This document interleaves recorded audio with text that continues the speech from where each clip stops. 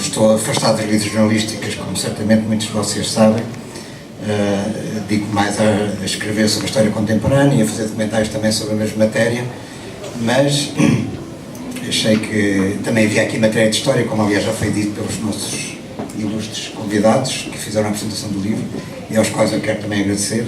Tenho consideração tanto pelo Henrique Neto, sobretudo pelas ideias que ele tem vindo a defender de denúncia, um certo apodrecimento, digamos assim, entre aspas, do regime, uma certa estagnação ou certos vícios que de facto este regime, com 40 e tal anos de existência, o regime democrático tem e continua a ter, e isso foi bem expresso, por exemplo, na última campanha eleitoral para as presidenciais, na qual ele foi candidato e, portanto, penso que essa intervenção teve muitos méritos justamente por causa disso, e também ao Mário Crespo, companheiro de aventuras jornalísticas e, portanto, camarada de profissão, digamos assim.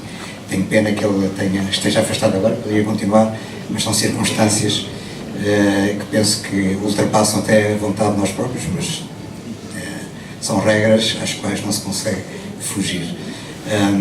Mas, de facto, havia aqui um desafio e, portanto, o que eu achei muito interessante, porque, por um lado, também me fazia voltar um pouco aos meus velhos tempos de jornalista de investigação e, portanto, eu devo dizer que, apesar de não ser matéria com a qual eu lidava cotidianamente, o caso de Sócrates sempre me interessou justamente devido àquilo que eu fui no passado como jornalista, do ponto de vista profissional.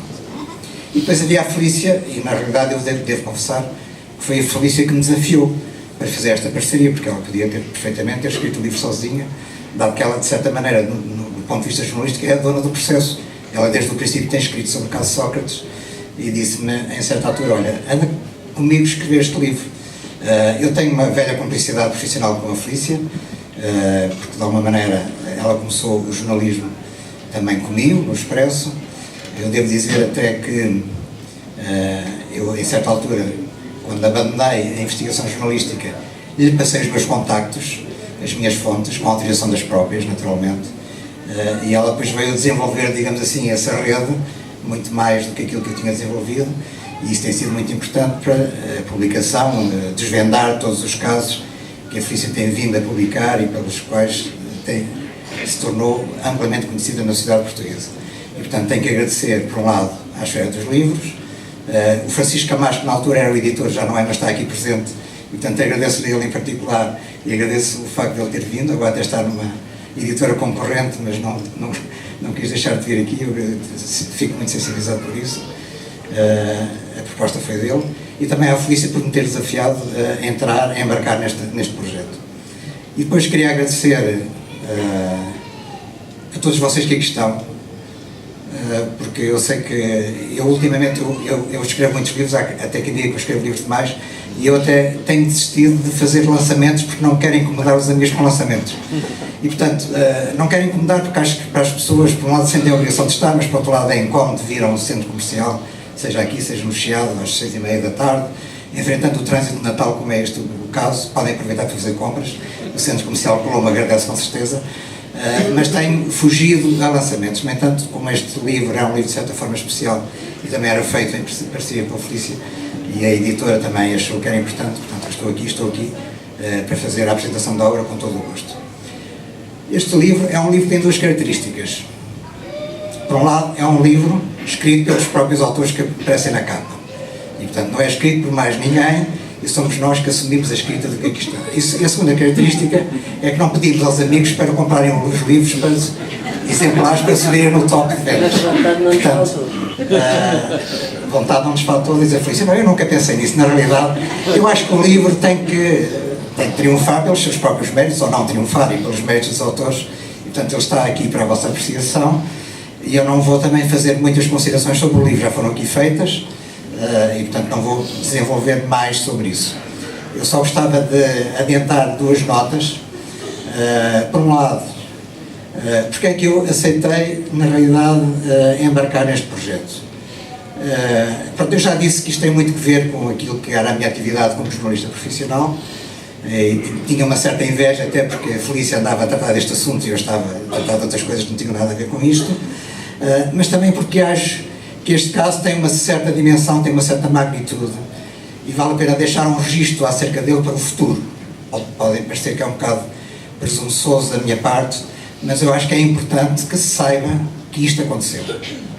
Eu não sei qual vai ser o desfecho do caso judicial em si, podemos falar disso mais à frente, e eu também gostava de falar um pouco sobre isso, mas o que eu sei é que aconteceram factos, porque não é impedimento, não é por acaso, digamos assim, que um primeiro-ministro, que por acaso, um ex-primeiro-ministro aliás, mas que por acaso era o anterior primeiro-ministro, foi detido por suspeitas de corrupção. Isto nunca tinha acontecido em Portugal.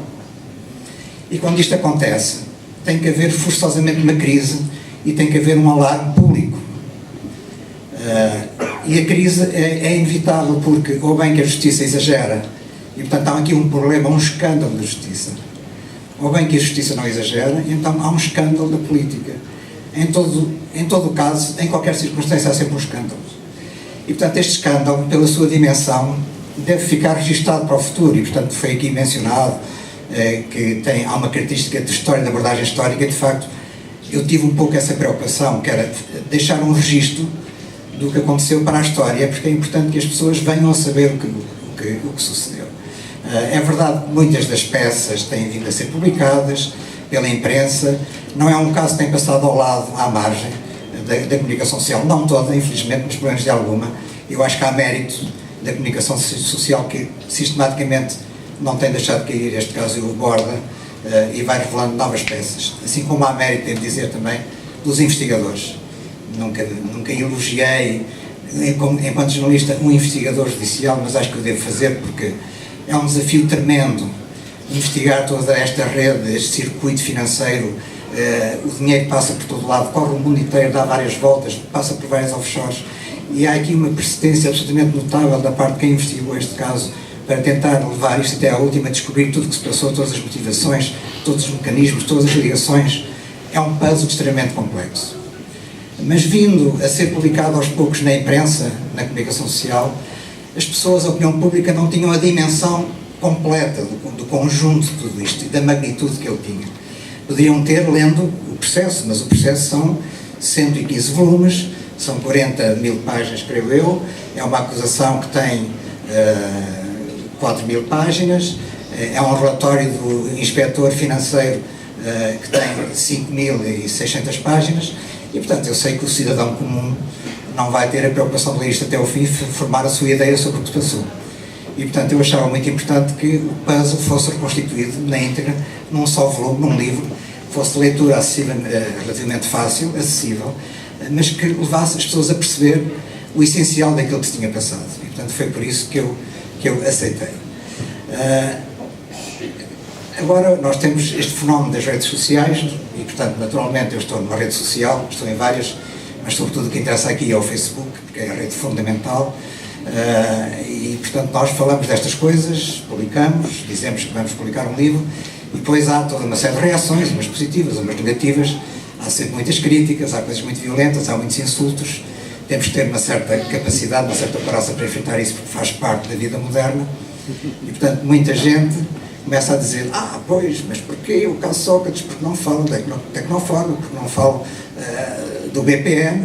Bom, eu quero dizer o seguinte: eu não sou investigador judicial, não sou da Polícia Judiciária, portanto eu falo daquilo que me apetece falar. Exato. Como cidadão que tenho a minha liberdade, porque existe liberdade de informação e de opinião em Portugal, porque está na Constituição, e portanto apetece-me falar deste caso. Porque eu acho que este caso tem uma certa magnitude. Eu volto a dizer, não conheço outro caso em que um ex-primeiro-ministro tenha sido acusado de corrupção no exercício das suas funções como chefe do governo. E portanto acho que isto é determinante, independentemente da importância que possam ter os outros casos.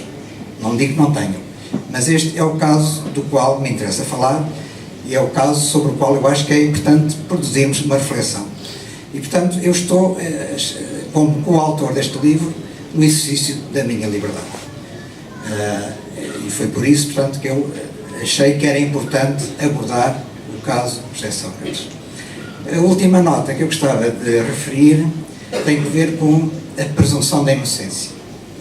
Porque hoje em dia, portanto, nós sabemos que existe esse direito, naturalmente, está na Constituição, e que diz, portanto, vale a pena recordar aqui, toda a gente o conhece, mas é importante que se mencione: todo o cidadão é presumido inocente até ao trânsito em julgado de uma sentença que eventualmente o condena em tribunal. E nós assumimos isso. Nós no livro também dizemos que há a presunção de inocência, não só de José Sócrates, como de todos os outros arguidos, eles são dezenas, enfim, além das empresas, são 19 arguidos individuais que estão neste processo da Operação Marquês. Mas a verdade é que a presunção da inocência não nos pode impedir de informar as pessoas, ou pelo menos de tentar informar as pessoas acerca do que se passou. Porque eu já falei do alarme que causa a detenção de um primeiro-ministro no aeroporto à sua chegada, vindo de Paris, acusado de corrupção. E, portanto, é natural que os cidadãos portugueses queiram saber o que é que se passou, queiram ter informação. E têm direito a ter essa informação. E têm direito a ter essa informação independentemente do desfecho, e volto aqui ao desfecho, que o processo judicial possa vir a ter. Nós sabemos que os processos, por várias razões, na justiça se arrastam, razões legítimas, razões não tão legítimas, porque há muitos expedientes, há muitos recursos, há muitas formas de atrasar o processo, há a própria prescrição dos crimes, muitas vezes, e portanto há crimes, como nós sabemos, que ficam impunes, mas isso não quer dizer que os cidadãos não tenham direito a conhecer esses crimes no seu pormenor, se foram ou não praticados, como é que foram praticados e quem é que os praticou. E portanto, há aqui duas verdades. Há a verdade, digamos assim, que é a verdade judicial, a verdade da justiça, e a verdade da justiça é aquilo que se dá como provado em tribunal, e depois há a verdade histórica. A verdade histórica é aquilo que efetivamente se passou. E nem sempre a verdade histórica coincide com a verdade judicial. O meu papel, como jornalista, como autor que está virado para escrever sobre a história contemporânea, é justamente trazer a verdade histórica ao conhecimento da opinião pública, ao conhecimento das pessoas. Não é a verdade judicial, portanto, eu não julgo, eu não sou um juiz, eu não vou tirar conclusões do ponto de vista jurídico acerca destes factos. Eu quero é contar às pessoas o que se passou usando as minhas melhores capacidades no conhecimento da investigação e no conhecimento dos factos e relatá-los, produzi-los para a opinião pública. E eu, quando se fala destas questões da presunção da inocência, da verdade histórica, da verdade judicial, eu costumo dar um exemplo clássico, que é o exemplo, não tem nada a ver com Portugal, mas que é um exemplo que toda a gente tem uma referência, que é o Al Capone. Toda a gente sabe quem foi o Al Capone: foi um criminoso, foi um gangster, foi um assassino, e, no entanto, isto é a verdade histórica dos factos. A justiça americana só conseguiu condenar o Al Capone por evasão fiscal, por mais nada. Ora, ninguém diz hoje em dia que o Al Capone foi alguém que fugiu ao fisco norte-americano. Não, nós dizemos é que o Al Capone foi o autor do massacre do dia de São Valentim. E, no entanto, ele nesse dia, foram mortos 7 elementos de um bando rival, assassinados numa garagem em Chicago. O Al Capone até nem estava em Chicago nesse dia, estava na Flórida, na sua mansão, tranquilamente. Não quer dizer que ele não tenha sido o autor, pelo menos moral, desse crime. Como, enfim, toda a gente admite historicamente que foi. No entanto, ele não foi condenado por isso nunca. Eu já agora refiro esta questão da distância, digamos assim, porque também é possível possuir dinheiro e não ser o detentor desse dinheiro, como nós vemos que acontece. E, portanto, muitas vezes o nome que está ligado aos crimes não é o nome do verdadeiro criminoso, ou é apenas um nome, ou pode ser uma fachada, ou pode ser uma ocultação. E, portanto, por todas essas razões, eu achei que, mais uma vez digo, que era importante, e acho importante, portanto, trazer ao conhecimento das pessoas todos estes factos. Nós tentámos ir o mais longe possível com o conhecimento que temos do processo, e, portanto, sobretudo, tentámos sintetizar aquilo que achamos que é essencial para o conhecimento da opinião pública. E, portanto, a única coisa que desejo é que leiam o livro e depois, sobretudo, tirem as vossas conclusões. Porque nós não condenamos. Eu não vou fazer aqui um discurso de malhar no Sócrates. Não disse, do princípio ao fim, eu não disse mal nem do Sócrates, nem de nenhum outro arguido da Operação Marquês. Eu limitei-me, portanto, a fazer um esforço de expor os factos, de expor os acontecimentos, de expor, digamos assim, os bastidores da Operação Marquês, para permitir ao leitor, ele sim, tirar as suas conclusões. Eu acho que há, o que esta operação revela é uma chaga na sociedade portuguesa. Portugal é o país que, ao mesmo tempo que faz eleger para Presidente do Eurogrupo o seu Ministro das Finanças, tem este abscesso no interior, no seu interior. Aconteceu tudo isto e aconteceu sem que houvesse os mecanismos, digamos assim, de controle. Portanto, é possível numa democracia, ao fim de 40 anos de democracia, haver esta perversão do próprio sistema democrático, do próprio regime democrático. E é por isso que nós damos este subtítulo, o julgamento do regime, com a ambiguidade que acarreta, porque podem pensar que é o regime que está no banco dos réus, ou podem pensar que é o julgamento mais importante do regime. Nós não dizemos se é uma coisa ou se é outra, se calhar acaba por ser as duas. E quanto ao julgamento em si, será que alguma vez chegará ao fim? Pois, eu não sei. Mas pelo menos ficam aqui os factos para que vocês todos possam ter conhecimento. Muito obrigado pela vossa atenção.